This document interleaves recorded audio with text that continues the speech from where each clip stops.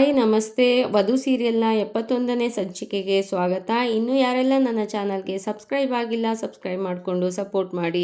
ಆಗಲೇ ತುಂಬ ಕಮೆಂಟ್ಸ್ಗಳು ಬರ್ತಾ ಇದೆ, ವಧು ಸೀರಿಯಲ್ ಟೈಮಿಂಗ್ಸ್ ಚೇಂಜ್ ಮಾಡಿ 9ಗೆ ಮಾಡಿ 9:30ಗೆ ಮಾಡಿ. ವಧು ಸೀರಿಯಲ್ ತುಂಬ ಚೆನ್ನಾಗಿ ಬರ್ತಾ ಇದೆ, ನಮಗೆ ತುಂಬ ಇಷ್ಟ ಆಗ್ತಾ ಇದೆ ಅಂತ ಅಂದ್ಬಿಟ್ಟು. ಅದರ ಎಲ್ಲ ಡಿಸಿಷನ್ನು ಚಾನಲ್ ಅವರು, ಪ್ರೊಡಕ್ಷನ್ ಅವರು ಮತ್ತು ಡೈರೆಕ್ಷನ್ ಅವರು ಅವರೆಲ್ಲ ಸೇರಿ ತಗೊಳ್ಳೋ ಅಂಥ ನಿರ್ಧಾರ ಅದು ನಮ್ಮ ಕೈಯಲ್ಲಿ ಏನೂ ಇರಲ್ಲ. ಸೀರಿಯಲ್ ಬಗ್ಗೆ ಇಷ್ಟೊಂದು ಒಲವು ತೋರಿಸ್ತಾ ಇರೋದಕ್ಕೆ ತುಂಬ ಥ್ಯಾಂಕ್ಸ್. ಹೀಗೆ ನೋಡ್ತಾ ಇರಿ, ಮುಂದೊಂದು ದಿನ ಟೈಮ್ನ ಚೇಂಜ್ ಮಾಡ್ಬೋದು ಚಾನಲ್ನವರು. TRP ಜಾಸ್ತಿ ಆದರೆ ಮೋಸ್ಟ್ಲಿ ಚೇಂಜ್ ಆಗ್ಬಹುದು. ಎಲ್ಲರೂ ತುಂಬ ಒಳ್ಳೊಳ್ಳೆ ಕಮೆಂಟ್ಸ್ಗಳನ್ನ ಮಾಡ್ತಾ ಇದ್ದೀರಾ. ನಿಮ್ಮ ಸಪೋರ್ಟ್ಗೆ ಧನ್ಯವಾದಗಳನ್ನು ತಿಳಿಸ್ತಾ ಇವತ್ತಿನ ಸಂಚಿಕೆ ಶುರು ಮಾಡೋಣ. ಮತ್ತೆ ಅವರು ಸಾರ್ಥಕ್ ಹತ್ರ ಯಾವುದಕ್ಕೂ ವಧುಗೆ ಸ್ವಲ್ಪ ಹುಷಾರಾಗಿರಕ್ಕೆ ಹೇಳಪ್ಪ ತಮ್ಮ, ಹೇಳ್ತೀನಿ, ಆದರೆ ನೀವು ಇಲ್ಲದೆ ಇರೋದನ್ನೆಲ್ಲ ಇಮ್ಯಾಜಿನೇಷನ್ ಮಾಡಿಕೊಂಡು ಈ ಥರ ಟೆನ್ಷನ್ ಮಾಡಿಕೊಂಡ್ರೆ ನಿಮ್ಮ ಹೆಲ್ತ್ ಏನಾಗಲ್ಲ ಅಮ್ಮ. ವಿಷಯಗಳನ್ನ ಕೇಳಿಸ್ಕೊಂಡ್ಮೇಲೂ ಹೇಗಪ್ಪ ಸುಮ್ಮನೆ ಇರಲಿ. ಸಾರ್ಥಕ್, ಅದೆಲ್ಲ ಸರಿಯಮ್ಮ, ಆದರೆ ನಾನು ವಧುನ ಅಂದರೆ ಕೇಸಿಂದ, ಅಂದರೆ ಆಫೀಸ್ ಕೇಸಿಂದ ಆಚೆ ಹಾಕಿದ್ದೀನಿ ಅಂತ ನಿನ್ಗೆ ಯಾರಮ್ಮ? ಯಶೋಮತಿ ಅವರು ಸ್ವಲ್ಪ ಸಪ್ಪಗಾಗ್ತಾರೆ.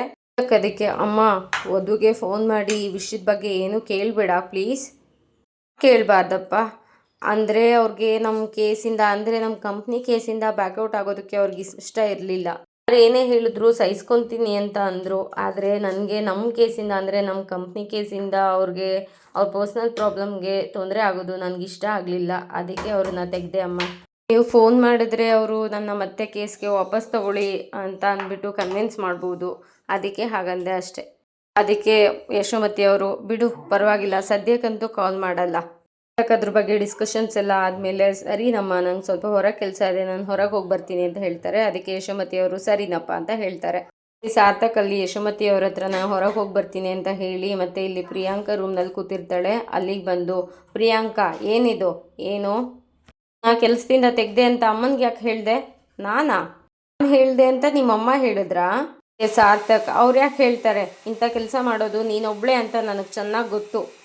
ಪ್ರಿಯಾಂಕಾ, ಗುಡ್, ನನ್ನನ್ನು ಎಷ್ಟು ಚೆನ್ನಾಗಿ ಅರ್ಥ ಮಾಡ್ಕೊಂಡಿದ್ದೀಯಾ ಸಾರ್ಥಕ್. ತುಂಬ ದಿನದಿಂದ ಇಂಥದ್ದೊಂದು ಡ್ರಾಮಾ ಮನೆಯಲ್ಲಿ ಆಗಿರಲಿಲ್ಲ. ಅಂದರೆ ಯಾವ ಥರ ಡ್ರಾಮಾ ಅಂತ ಸಾರ್ಥಕ್ ಹೇಳ್ತಾರೆ.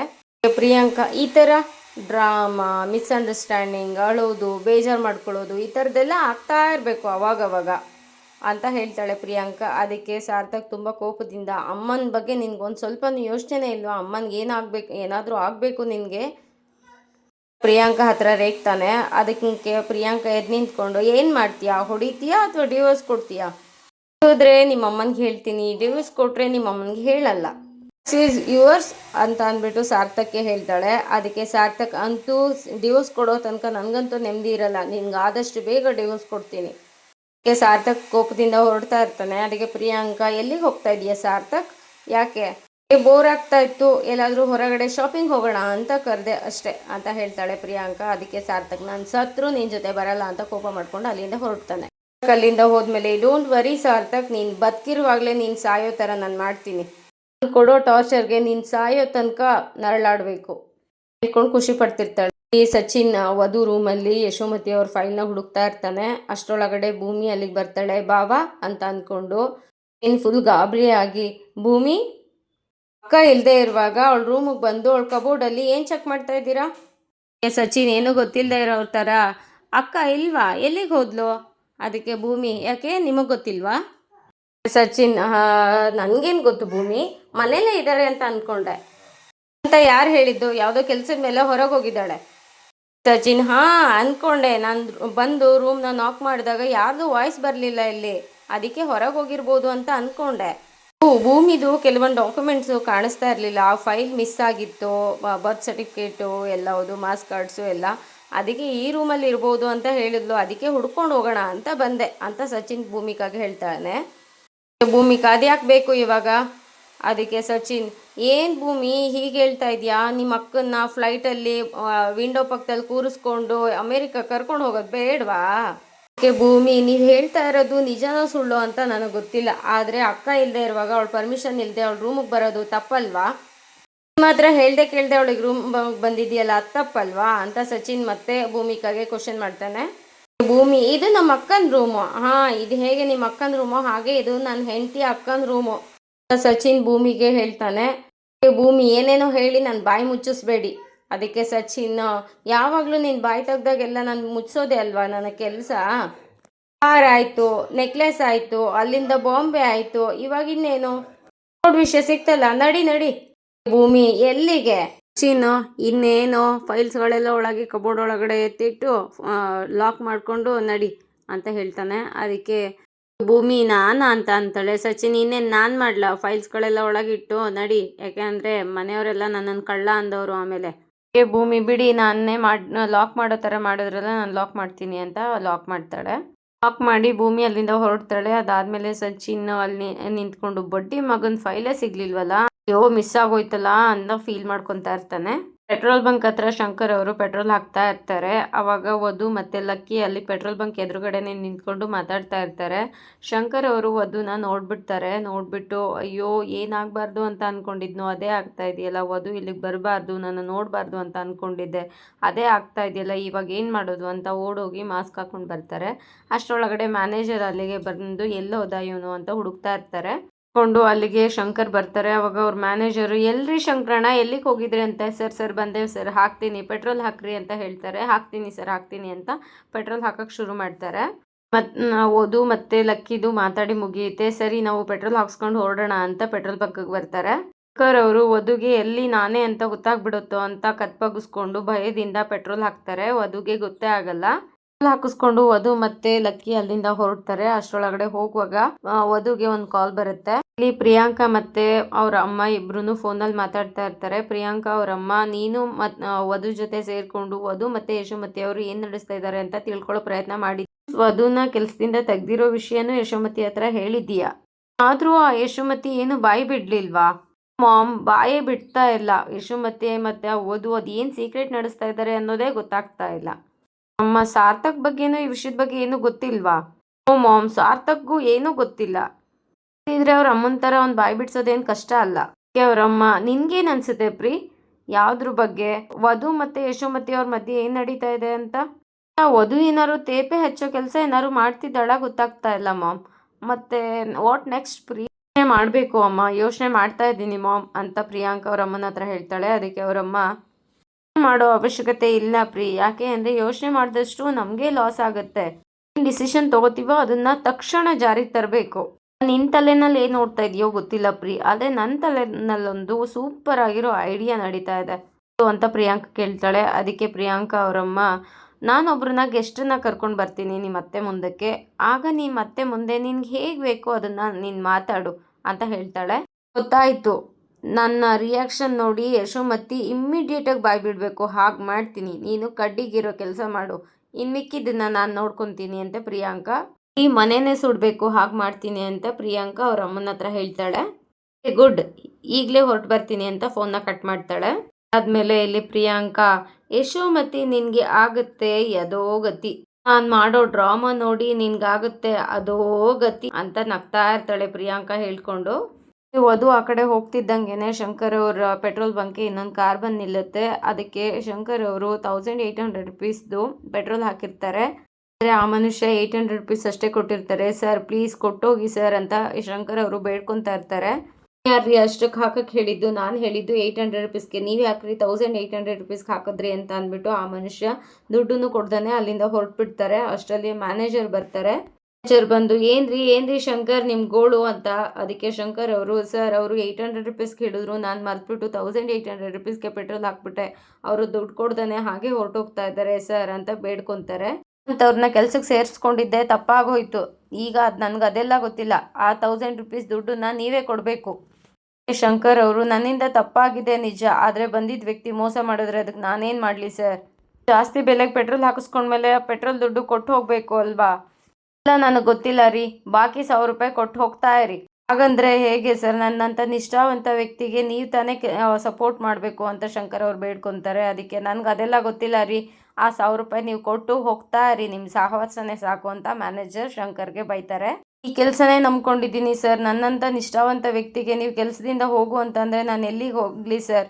ನನ್ನಂಥ ವ್ಯಕ್ತಿಗೆ ನೀವು ಮೋಸ ಮಾಡೋದು ಸರಿನಾ ಸರ್ ಅಂತ ಶಂಕರ್ ಅವ್ರು ಹೇಳ್ತಾ ಇರ್ತಾರೆ. ಅದಕ್ಕೆ ಆ ಮ್ಯಾನೇಜರ್, ರೀ ನೀವು ನನಗೆ ಮೋಸ ಗೀಸ ಅಂತ ಹೇಳಿ ನನಗೇನೇ ಹೇಳ್ತಾ ಇದ್ದೀರಾ ನೀವು ಅಂತ ಮ್ಯಾನೇಜರ್ ತುಂಬ ಕೋಪದಿಂದ ಶಂಕರ್ ಅವ್ರಿಗೆ ಹೊಡೆಯೋದಕ್ಕೆ ಹೋಗ್ತಾರೆ. ಅದರಲ್ಲಿ ಒಬ್ರು ಬಂದು ಆ ಮ್ಯಾನೇಜರ್ ಕೈ ಹಿಡ್ಕೊಂತಾರೆ, ಯಾರು ಅಂತ ನೋಡೋದ್ರಲ್ಲಿ ಅದು ಸಾರ್ಥಕ್ ಆಗಿರ್ತಾರೆ. ವಧು ಮತ್ತೆ ಲಕ್ಕಿ ನಿಂತಿರ್ತಾರಲ್ಲ, ಅವಾಗ ಲಕ್ಕಿ ಆ ಕಡೆನೇ ನೋಡ್ತಾ ಇರ್ತಾನೆ. ಅದಕ್ಕೆ ವಧು PDF ಕಳಿಸು ಅಂದರೆ ಅಲ್ಲೇ ನೋಡ್ತಾ ನಿಂತಿದ್ಯಾ ಅಂತ ಲಕ್ಕಿನ ಕೇಳ್ತಾಳೆ. ಲಕ್ಕಿ ಮೇಡಮ್ ಅಲ್ಲಿ ನಾವು ಪೆಟ್ರೋಲ್ ಹಾಕಿಸ್ಕೊಂಡು ಬಂದ್ವಲ್ಲ, ಅಲ್ಲೇನೋ ಗಲಾಟೆ ನಡೀತಾ ಇದೆ ಅಂತ ಹೇಳ್ತಾನೆ.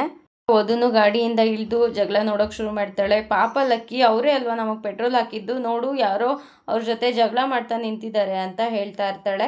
ಯಾರು ಅವರ ಮೇಡಮ್? ಹಾಂ ಹೌದು, ಅವರೇ ಪೆಟ್ರೋಲ್ ಹಾಕಿದ್ದು ಅಂತ ಲಕ್ಕಿಗೆ ವಧು ಹೇಳ್ತಾಳೆ.